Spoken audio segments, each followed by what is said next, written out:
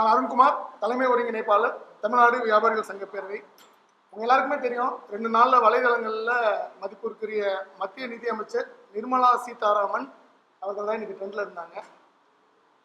சரி, அது ஜிஎஸ்டி பத்தி கேள்வி கேட்டாங்க, பதில் சொன்னாங்க, அதோட விட்டுலான்னு பார்த்தா ஒட்டுமொத்த வணிக இனமே தலைகுனியும் அளவுக்கு இன்னைக்கு அந்த அன்னபூர்ணாவோட முதலாளி போய் நிர்மலா சீதாராமன் அவர்கள்ட்ட மன்னிப்பு கேட்டாங்க அப்படின்ற ஒரு செய்தி இன்னைக்கு நீங்க எல்லாருமே பார்த்துருப்பீங்க.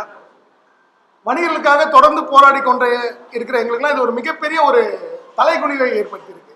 மன்னிப்பு கேட்கிற அளவுக்கு என்ன இது சம்பவம் அப்படின்னு எங்களுக்கு தெரியல. அவர் மன்னிப்பு கேட்டா கூட வானதி சீனிவாசன் தான் அவர் மன்னிப்பு கேட்கணும். நிர்மலா சீதாராமன் அவர் மன்னிப்பு கேட்க வேண்டிய அவசியமே கிடையாது. ஏன்னா அது ஒரு நியாயமான கேள்வி. உங்க எல்லாருக்குமே தெரியும், இந்த விஷயத்தை நாங்கள் தொடர்ந்து பேசிட்டு இருக்கோம். உணவுப் பொருளுக்கு ஜிஎஸ்டி இருக்கக்கூடாது அப்படின்றது எங்களுடைய தொடர்ந்து ஒரு கொள்கை கோட்பாடு. இதே பத்திரிகையாளர் மன்றத்தில் நான் இதே ஒரு கேள்வியை நான் எழுப்பியிருக்கேன். சாதாரண பண்ணுக்கு 5%, அதிலே கிரீம் வச்சா 18%, ஸ்நாக்ஸ் 12%. இது என்ன ஒரு முறையற்ற விஷயம்? வரி என்பது ருசிக்கு தான் போடணுமே தவிர பசிக்கு போடக்கூடாது. எங்களுடைய தொடர்ந்து ஒரு கோரிக்கை. அந்த ஒரு ஜிஎஸ்டி கவுன்சில் கூட்டத்தில், அதற்கான ஆலோசனை கூட்டத்தில் அவர் ஒரு முறையான கேள்வி தான் அவர் கேட்டிருக்காரு. என்ன கேட்டாரு? பண்ணுக்கு 5% போட்டீங்க, ஆனா அதுல கிரீமுக்கு இது, அதுவே காரத்துக்கு 12%. இது ஒரு முறையான கேள்வி, அது ஒரு தவறான கேள்வியே கிடையாது. அது நடந்துருச்சு, முடிஞ்சிருச்சு. ஆனா அவர் மன்னிப்பு கேட்க வைக்கப்பட்டதன் மர்மம் என்ன? அப்படி அவர் அழுத்தம் கொடுத்து மன்னிப்பு கேட்க வைக்கப்பட்டார் என்றால் நிர்மலா சீதாராமன் தார்மீக பொறுப்பேற்று தன்னுடைய பதவியை ராஜினாமா செய்யணும். ஏன்னா இது போன்ற வழிகள்லாம் நிர்மலா சீதாராமனுக்கு தெரியாது. ஏன்னா அவர் முறைப்படி மக்களை சந்தித்து எம்பி ஆகி அவர் அமைச்சராக இருந்தா அவருக்கு தெரிஞ்சிருக்கும் எதுக்கு ஜிஎஸ்டி போடணும், எதுக்கு ஜிஎஸ்டி போடக்கூடாது அப்படின்ட்டு. அது அவருக்கு ஒரு விளக்கம் ஒன்று கொடுக்கிறாரு. அதாவது முறைப்படி ஜிஎஸ்டி கவுன்சில்ல பல அமைச்சர்கள் பங்கு பெற்று தான் இந்த மாதிரி வரியை போட்டிருக்காங்கன்ட்டு. அவர் எந்த அமைச்சர் இந்த மாதிரி ஒரு முட்டாள்தனமான ஐடியாவை கொடுத்தான்னு எங்களுக்கு தெரியாது. இது போல ஜிஎஸ்டியை ஃபர்ஸ்ட் போடணும்னா முதல்ல எங்களை கூப்பிட்டு பேசணும். நீங்க இத்தனைக்கும் நாங்க போன வருஷம் இந்த மே 5 வணிகர் தின மாநாட்டை நாங்க கோயம்புத்தூர்ல நடத்தியிருந்தோம். அவங்க ஏன் எங்களை முறைப்படி அவங்க அழைப்பு கொடுக்கல? ஒரு ஜிஎஸ்டி கவுன்சிலுக்கு ஒன்று கூப்பிடுறோம்னா இந்த மாதிரி இன்னும் கொஞ்ச நாள் கவுன்சில் கூட போகுது. அப்போ அதற்கான ஒரு முறைப்படியான விஷயங்கள் வேணும்னா அவங்க யாரை கூப்பிட்டு பேசணும்? அன்னபூர்ணா ஹோட்டலுக்கு ஓனரை கூப்பிட்டு பேசணுமா? ஏன் அன்னபூர்ணா ஹோட்டல் ஓனர் மட்டும் கோடீஸ்வரன் ஒரு கூப்பிட்டு பேசினாங்களா? அதுல பங்கெடுத்துக்கிட்டது யாரு? ஒன்னு நிர்மலா சீதாராமன் ராஜினாமா பண்ணணும், இல்லைன்னா முதுகெலும்பாற்று போய் மன்னிப்பு கேட்டார் பாருங்க சீனிவாசன், அவர் ராஜினாமா பண்ணணும். அவருக்கு என்ன தகுதி இருக்குது? அவர் ஒரு ஹோட்டல் அசோசியேஷன் ஓனரா இருக்கிறதுக்கு எதுக்கு போய் மன்னிப்பு கேட்டாரு? நியாயமான கேள்வி தானே கேட்டாரு அவரு. தவறான ஒரு கேள்வி ஒண்ணு கேட்கலையே. அப்போ அந்த வீடியோ ரிலீஸ் பண்ணது யாரு? இப்ப இன்னைக்காவது வானதி சீனிவாசன் முறைப்படி ஒரு பத்திரிகை சந்திப்பு வச்சு விளக்கம் கொடுத்தாங்க. அவர் நிர்மலா சீதாராமன் பேசுற அந்த வீடியோ லீக் பண்ணது யாரு? அப்போ அதை லீக் பண்ண வச்சது யாரு? அப்போ வணிக சமூகம் உங்கள்கிட்ட மண்டிட்டு மன்னிப்பு கேட்டுட்டு இருக்கணுமா காலங்காலமா? வணிகம் சமூகம் என்பது முதுகெலும்பு இருக்கிற சமுதாயம் தான் வணிக சமுதாயம். எங்களோட நாங்க வரி வாங்கி கொடுக்கறதுலாம் நீங்க அரசியே நடத்திட்டு இருக்கீங்க. வேற எதுல அரசு நடக்குது? இன்னைக்கு வணிக சமூகத்தாலதான் அரசு நடக்குது. அதை தெரிஞ்சுக்கணும்.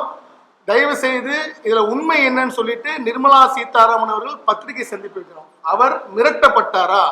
அன்னபூர்ணா சீனிவாசன் அவர்கள் மிரட்டப்பட்டாரான்றது எங்களுக்கு தெரியணும். ஏன்னா எந்த ஒரு கேள்வி கேட்டாலும் அது அவர்கள் குறை வேலையை நசுக்கிற வேலையை தான் மத்திய அரசாங்கம் செய்யுதா?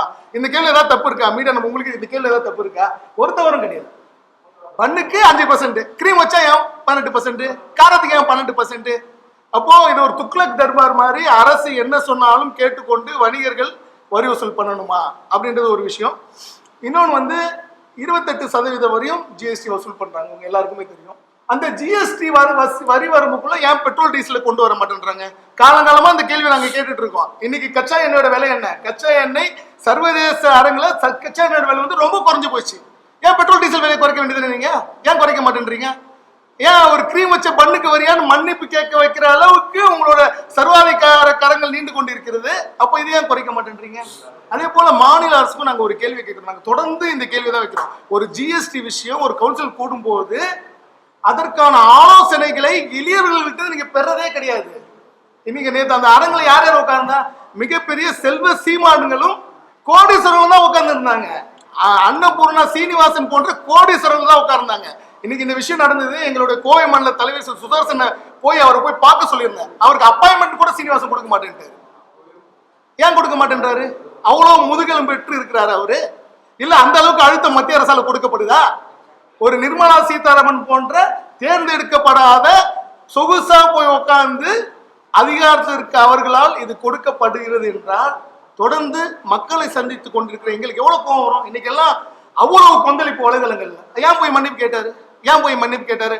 ஆகவே அரசுக்கு என்ன ஒரு கோரிக்கை வைக்கிறேன்னா, நிர்மலா சீதாராமன் தான் கேட்பான். அவங்க என்ன அசால்ட்டா ஜிஎஸ்டி கவுன்சில் வச்சுக்கிறேன். உங்க தலைமையில் தான் நடக்குது.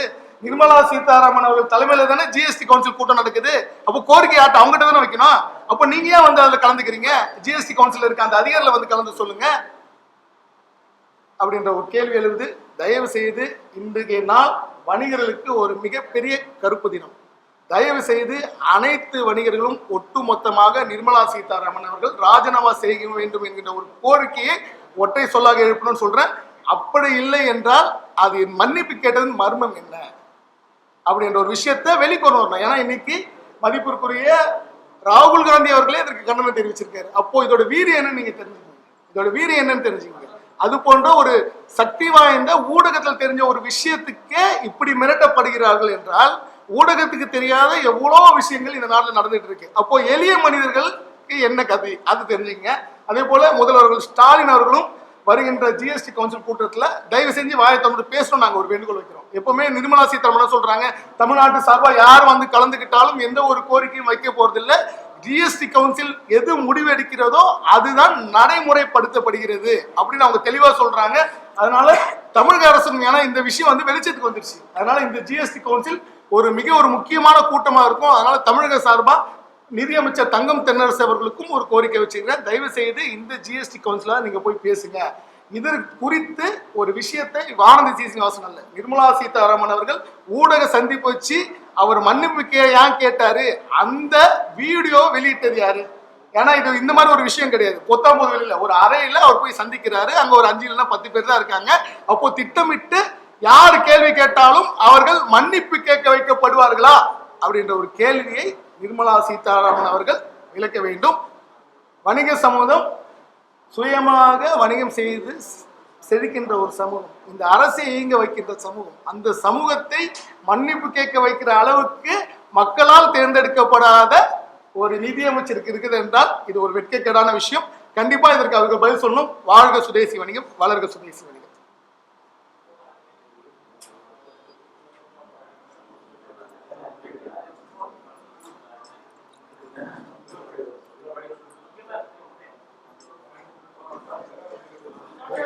ஓகே, கண்டிப்பா அவங்க என்ன பதில் சொல்றாங்கன்னு எங்களுக்கு தெரியல. இன்னைக்குதான் வானதி சீசன் அவங்க பத்திரிகை சந்திப்பு வச்சு அவங்க தரப்பு விளக்கத்தை சொன்னாங்க. அவங்க மறுபடியும் என்ன சொன்னாங்க, நான் அந்த கடைக்கு ஏன் போனேன், எதுக்கு போனேன் அப்படின்ற ஒரு விஷயமா தான் அந்த ஒரு விளக்கம் இருந்ததே தவிர அவர் ஏன் மன்னிப்பு கேட்க வைக்கப்பட்டார் அப்படின்ற விளக்கம் இல்லை. ஏன்னா அவர் மன்னிப்பு என்ன வானதியை கேட்டதான் மன்னிப்பு கேட்கணும். நிர்மலா சீதாராமனை பத்தி அவர் எதுவுமே சொல்லி அவர் ஜிஎஸ்டி பத்தி பேசினாரு. இந்த மாதிரி உங்க கடைக்கு வந்தாங்க, அதனால அவர் மன்னிப்பு கேட்டா அவங்ககிட்ட தான் மன்னிப்பு வைக்கணும். நிர்மலா சீதாராமனுக்கு மன்னிக்க வேண்டிய அவசியம் இல்லை. அந்த கேள்விதான் எங்களுக்கு. அப்போ அந்த அழுத்தத்தை கொடுத்தது யார்? அப்படி உண்மையில அழுத்தம் கொடுப்பது இருந்தா கண்டிப்பா மத்திய அரசுக்கு எதிராக நாங்க போராட்டம் நடத்தும். கண்டிப்பா நடத்தும். ஆமாங்க, ஒருத்தர் கேள்வி கேட்கிறாரு, அந்த கேள்வி கேட்க உங்களுக்கு பதில் சொல்ல திராணி இல்ல. பதில் சொல்லியிருந்தா பரவாயில்ல. அதை விட்டு நாளைக்கு அவர் யாரு? ஆமா, அவர் விளக்கம் கொடுக்கணும். இப்ப அவரு போய் நான் பயந்து போய் மன்னிப்பு கேட்டா முதுகெலும்பு இல்லாத நிலையில இதுக்கு ஓட்டு சங்க தலைவரா இருக்கிற ஒரு கேள்வி கேட்கிற ஒரு தார்மீக ஒரு மத்திய அமைச்சர் ஒரு கேள்வி கேட்கறீங்க. அடுத்த நாள் போய் நீ ஏன் மன்னிப்பு கேட்கிற? அது கூட ஒரு முதுகெலும்பு இல்ல. நீ எதுக்கு ஹோட்டல் இருக்கு தலைவரா இருக்கிறீங்க? பதவி விலகுங்க. ஒட்டுமொத்த வணிக சமூகத்தை நீங்க கவலைப்படுத்துறீங்க. அது உங்களுக்கான இருக்கா? இன்னைக்கு பொதுமக்கள் என்ன நினைப்பாங்க, இதனால நீங்க அவங்க வீரவாசனம் பேசுவாங்கப்பா, நாளை போய் மன்னிப்பு கேட்பாங்க அப்படின்ற ஒட்டுமொத்த வணிக சமூகத்துக்கான ஒரு இருக்கு தானே. அதனால அவர் அழுத்தம் தரப்பட்டு இருந்தால் நிர்மலா சீதாராமன் மன்னிப்பு கேட்டு விலகணும், இல்லைன்னா அவர் மன்னிப்பு கேட்டு பதவி விலகணும். அவ்வளவுதான். உண்மைத்தன்மை என்னன்னு வெளியில தெரியும். அவ்வளவுதான். ஆமா, கண்டிப்பா மத்திய அரசு தான் கொடுத்துருக்கணும். அவர் போய் வாண்டடா போய் நான் எந்த கட்சியை சேர்ந்தவன் விளக்கம் கொடுக்க வேண்டிய அவசியம் இல்ல. நான் RSS சேர்ந்தவன் விளக்கம் கொடுக்க வேண்டிய அவசியம் கிடையாதுல்ல. இப்போ நான் வியாபார சங்கத்தில் இருக்கேன், எனக்கு தனிப்பட்ட அரசியல் அபிலாஷிகள் 1000 இருக்கும். போய் அப்படி ஒண்ணு விளக்க விடுவது இல்ல. போய் அம்மா நான் இந்த கட்சியும் சேர்ந்தவன் கிடையாதுமா, நான் RSS காரன்னு நிர்மலா சீதாராமன் போய் ஒரு RSS காரன்னு சொல்லணும். RSSக்கும் மத்திய அரசுக்கும் என்ன இருக்கு? அப்போ மோகன் பகவத் தான் இந்த அரசை இயக்குறாரா அப்படின்னு ஒரு கேள்வி சாமானிய கேள்வி இல்ல. இவர் அந்த விளக்கத்தை நாங்க கொடுக்க வேண்டிய அவசியம் கிடையாது இல்ல. அப்ப RSS காரன் என்ன தப்பு பண்ணாலும் மன்னிச்சிருவாங்களா? RSS காரன் என்ன தப்பு பண்ணாலும் மன்னிச்சிருவாங்களா? அதனால இது தெளிவான ஒரு விளக்கத்தை கொடுக்கணும். நாங்களே எளிமையான வணிகர்கள், எளிமையான ஆட்கள், தொடர்ந்து அரசுக்கு வரி வாங்கி கொடுக்குற வேலையை மட்டும் தான் நாங்க பண்றோம். இதுக்கான கோரிக்கை பல மாட்டி வச்சிருக்கோம். உணவுப் பொருட்களுக்கு டாக்ஸே போடாதீங்கன்னு எங்களோட கோரிக்கை. அப்போ இது போன்ற முரண்பாடான விஷயங்கள் வந்து பணக்காரங்களுக்கு ஈஸியா இருக்கும், ஏழ்மையான வணிகம் ரொம்ப கஷ்டமா இருக்கும் அப்படின்னு சொல்றோம். ஆமா அப்படிதான், உண்மை தானே.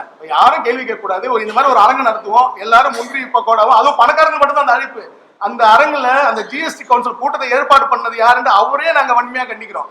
ஏன்னா இந்த முறை நாங்க கோயம்புத்தூர் 41 வணிகர் இந்த மாநாட்டை கோயம்புத்தூர்ல நடத்திருந்தோம். அவ்வளவு கூட்டத்தோட நடத்தணும். கோயம்புத்தூரை தொழில் நகரமா மாற்றணும் ஒரு கோரிக்கையை வச்சிருக்கோம். எங்களை போன்றவர்களே நீங்க அந்த ஒரு ஜிஎஸ்டி எங்களை தானே கூப்பிடணும், பணக்காரங்களை மட்டும் கூப்பிட்டு என்ன நடத்த போறீங்க?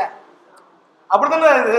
அப்படி யாராவது கேள்வி கேட்டாலும் அவங்களும் மன்னிப்பு கேட்கணும் அப்படின்ற ஒரு சர்வாதிகார போக்கை தான் இதை நாங்க பாக்குறோம். கண்டிப்பா அவங்க விளக்கம் கொடுக்கணும், இல்லைன்னா இதை கண்டிப்பா நாங்க அடுத்த கட்டத்துக்கு கொண்டு போவோம். ஏன்னா இன்னைக்கு ராகுல் காந்தி வரையும் அது இன்னைக்கு இன்டர்நேஷனல் நியூஸ் ஆயிடுச்சு. ஓகேங்களா? இன்னைக்கு ராகுல் காந்தி வரையும் இதுக்கு கண்டனம் தெரிவிச்சிருக்காங்க. மல்லிகார்ஜுன கார்கே இன்னைக்கு கண்டனம் தெரிவிச்சிருக்காரு. அப்போ அதுக்கு அவங்க பதில் சொல்லிதான் ஆகும், கண்டிப்பா பதில் சொல்லிதான் ஆகும்.